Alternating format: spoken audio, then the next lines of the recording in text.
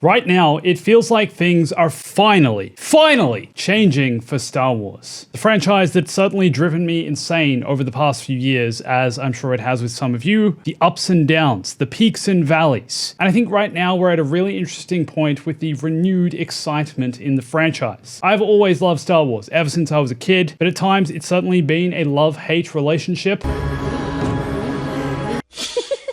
But at this exact point in time, following the success of Andor Season 2, following the success of re-releasing Revenge of the Sith in cinemas, making it the most profitable re-release in cinemas ever of any film, and even with the resurgence of Battlefront 2 and also the Star Wars Fortnite content we're getting, it feels like finally, for the first time in years, the majority of people, and not the minority, are excited about Star Wars. But after such a peak, after such a high point with the conclusion of Andor Season 2, where do we go from here? Where did Disney take this thing? And how do they ride this wave of renewed success into the future? That's what I want to figure out today. Are they going to fumble it? I really hope not. Hey everyone, it's Andrew.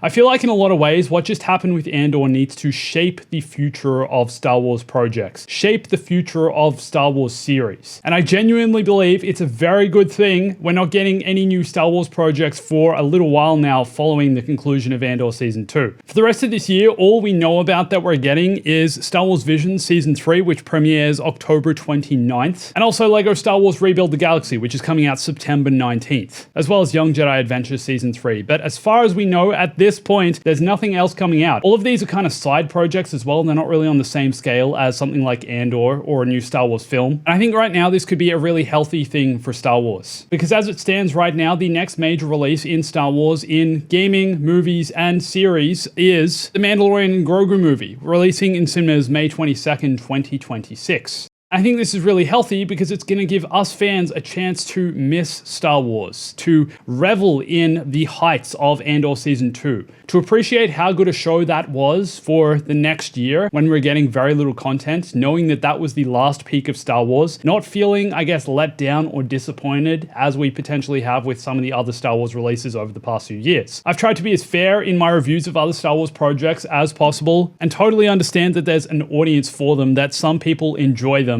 but basically just said they're not for me, and I also don't think they're for the larger, broader, general Star Wars audience. But in saying that, Andor is also not for everyone. It does seem to have captured a larger market though. A lot of people love the show, as I think a lot of people will agree it's a great show, a once-in-a-generation kind of show. So basically now that nothing is going to release between Andor Season 2 and The Mandalorian and Grogu, which is a big spectacle, going back to the cinemas to watch a Star Wars movie for the first time in almost a decade, or at least over half a decade, is kind of exciting. However, with Andor being so good, I think that spawns another problem in that we've almost set the bar too high for now what we'd expect in a great Star Wars series. It feels unlikely at this point in time that anything else is going to even come close to how good Andor Season 2 was, how memorable Andor Season 2 was, or Andor as a whole. But can you imagine if later this year, or even in a couple months, we got another kind of mediocre Star Wars series? Even if Ahsoka Season 2 released later this year, I honestly think it just might feel a little underwhelming. I don't know if this was intentional or if this next year gap in Star Wars movies and shows and games was a planned move by Disney, or if maybe it was due to partly the writers' strikes or just delays in production. I'm not really sure, but I hope that it means that Disney now understand that they need to let people miss Star Wars. They need to wait to build hype for new Star Wars projects. I've been talking a lot about Battlefront 3 and the idea that hopefully one day we get Battlefront 3. Hashtag Battlefront 3. Keep sharing it, everyone. Keep doing it. It's working. It's working!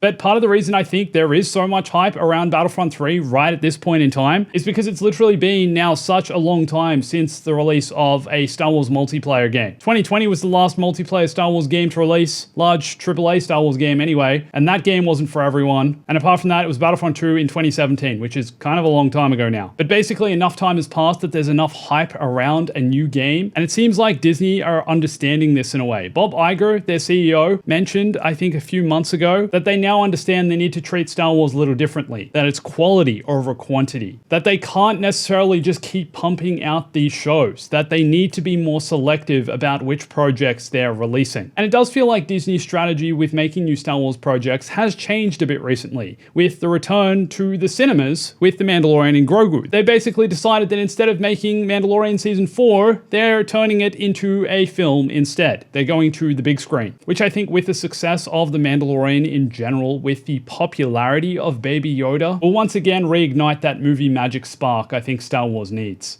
But even following that, it seems like it'll be a while before we get another Star Wars series. Next year, we're also getting the animated Maul Shadow Lord series. Ahsoka Season 2 is being filmed as we sit here right now. They're in the middle of production, so we're likely not going to see Ahsoka Season 2 release until sometime next year, probably in the later half of the year if I had to guess. And then there's Star Wars Starfighter, the Ryan Gosling Star Wars film releasing in 2027. But beyond that, we don't really know what else or when it's happening. We know there are a few other films in development, like the Dawn of the Jedi movie, like the Rey movie. Taika Waititi's movie is still being thrown around in there somewhere if he ever gets to making that. And then there are potential sequel series, which I'm never sure we're going to see, like the Book of Boba Fett Season 2, like Skeleton Crew Season 2, like Obi-Wan Kenobi Season 2. But like I said, it does really feel like Andor has set the bar for what Disney are going to be able to do next, for what is going to keep fans happy. Because for the first time in such a long time, it feels like most Star Wars fans are pretty pleased right now. We're having a good time. This is where the fun begins. Although that said, as I've been talking about recently, there is a huge gap in the gaming side of things. Yes, I know we're getting Jedi 3, we're getting the strategy game Zero Company, we're at some point getting the Knights of the Old Republic remake, we're getting Star Wars Eclipse. There's a huge gap in the multiplayer space, with most people still playing Battlefront 2. Great game, time for a new one though, don't you think? Hashtag Battlefront 3, keep sharing. Yes, my lord. But I think also on the movie and TV show side of things, it's also about who they decide to give these projects to. Something interesting I read Tony Gilroy said the other day, he said there would be no Andor if it weren't for The Mandalorian. The Mandalorian paved the way for shows like Andor to be made. If it weren't for The Mandalorian being super successful, reaching the more casual audience, Baby Yoda's success and popularity, then an originally more niche show like Andor, which has now gone more mainstream, probably would never have been made. The Mandalorian's success has paved the way for more Star Wars series to be made. But I think in future, Disney maybe need to be more selective about who they're giving these Star Wars projects to.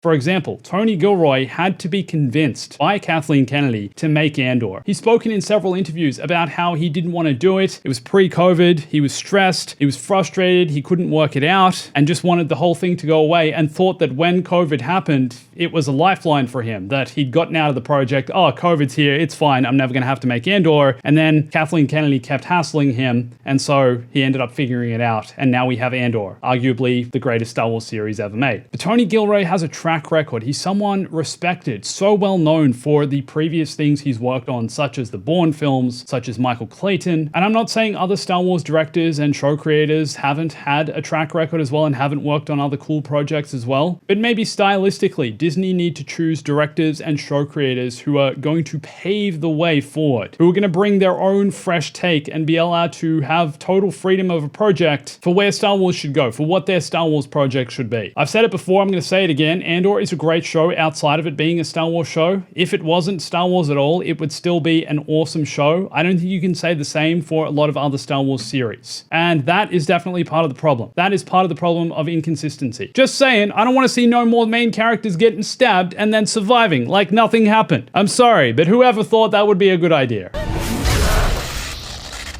But I'm not trying to complain about Star Wars and previous Star Wars projects in this video. That's not what this is about. I'm excited about the future of Star Wars from here. I'm excited for what is to come following Andor, especially considering its success. And I hope Disney uses it as an example of a template of a style of project that can work so well in Star Wars. I hope it opens the door for future Star Wars projects, just as The Mandalorian did. I hope they're not afraid to take Star Wars in new, bold, exciting directions. For example, a little while ago, I heard rumors and talks that they wanted to do a Star Wars horror series or a Star Wars horror movie. That would be so cool. It doesn't always have to be about the Jedi and the Force, and everything doesn't have to be connected to the events of the Skywalker saga, even though technically Andor is. But I'm just saying, Star Wars is a sandbox. There is so much room to play in, and I feel like there's so much more potential for the franchise considering what Andor has achieved. So Disney, Lucasfilm, please, whatever you make next, make sure it's a banger, and also make Battlefront 3. I'm doing my part. Now, something I think also really needs to be mentioned here is the way Andor elevates what came before. Andor, of course, being tied directly into the events of Rogue One, which then ties into A New Hope, elevates the entire saga because of the sacrifice, because of the events we see the characters go through, because of the Gorman massacre, the way it's depicted, the tension that builds up to this scene, the fear, the control, the inner workings and back end of the Empire, the ISB, the love we develop for these characters, the conflicted emotions we feel for both characters on the good and bad side. Now, I know we all love the prequels now, but when they originally came out, the prequels were the most hated thing in the Star Wars community, especially among people who had grown up with the original trilogy. And I think the sentiment and thoughts that a lot of them were having was that the prequels detracted and diminished and tarnished how good the original trilogy were. People didn't want them to be part of the same timeline, a part of the same galaxy far, far away, just as some people now feel about the sequels as well.